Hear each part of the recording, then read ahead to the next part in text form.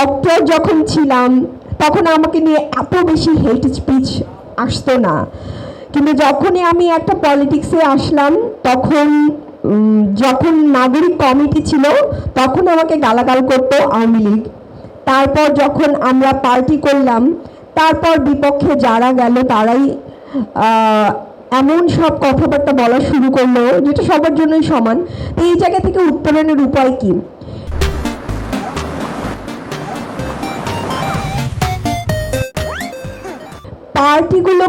আমাদের পার্টিগুলোকে এই বিষয়গুলোকে সিরিয়াসলি নিতে হবে। ডাকসুকে ধন্যবাদ যে ডাকসু এটা আয়োজন করেছে, কিন্তু এই আয়োজন প্রতিনিয়তই মানে প্রতি মাসে একটা থাকা উচিত এবং এটা নিয়ে কথা বলা উচিত। তো পার্টিগুলোর মধ্যে তাদের যে তাদের চেইন থাকে, প্রত্যেকটা পার্টিরই চেইন থাকে। একদম শুরুতে যারা আছেন, একদম হাই কমান্ডে যারা থাকেন, তাদের মাথায় তাদের যদি চিন্তা থাকতো যে এটা আমাকে বন্ধ করতে হবে, তারা অবশ্যই পারত। তার মানে প্রথম দায় পলিটিক্যালি যারা হাই কমান্ডের থাকে তাদের একটা বড় দায় আছে।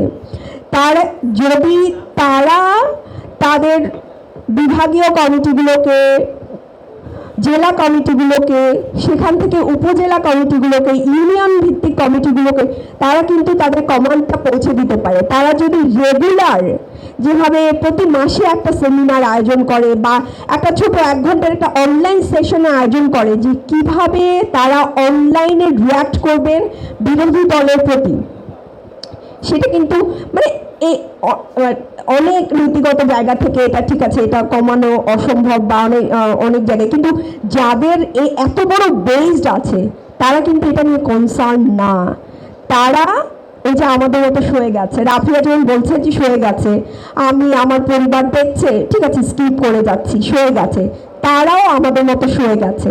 তো এই সয়ে যাওয়ার কালচারটা থেকে বেরিয়ে আসতে হবে এবং আমাদের তাদেরকে চাপ সৃষ্টি করতে হবে যে না, আপনারা এই মাসে অন্তত একটা এই আপনাদের কর্মীদেরকে দীক্ষার আয়োজন করেন, তাদেরকে শিখান তারা কিভাবে রিয়াক্ট করবে অন্য ভিন্ন ধর্মী ভিন্ন দলের নারীদের প্রতি। তারা কি ধরনের সমালোচনা থাকতেই পারে, তারা সমালোচনা গঠনমূলক ওয়েতে করুক, কিভাবে করবে, এইটা একটা বড় বিষয়। সেকেন্ড হচ্ছে যে আগামীর ভবিষ্যৎ, আমার ভাইরা, আমার বোনেরা, আমার যারা আসছে তাদেরকে আমরা কিভাবে গড়ে তুলব যে নারীদের প্রতি সম্মান প্রদর্শন করা। এখানে স্কুল কলেজে এখানেও সেমিনার আয়োজন করা উচিত। মেয়েদেরকে এবং ছেলেদেরকে উভয়ে অন্তত 6 মাসে একবার তাদেরকে বোঝানো উচিত যে তারা অনেক সময় স্কুল কলেজ থেকেও কিন্তু এটা হয়, আমি একটা মেয়েকে পছন্দ করলাম না, তাকে আমি কি ধরনের রিয়াকশন দেখাচ্ছি।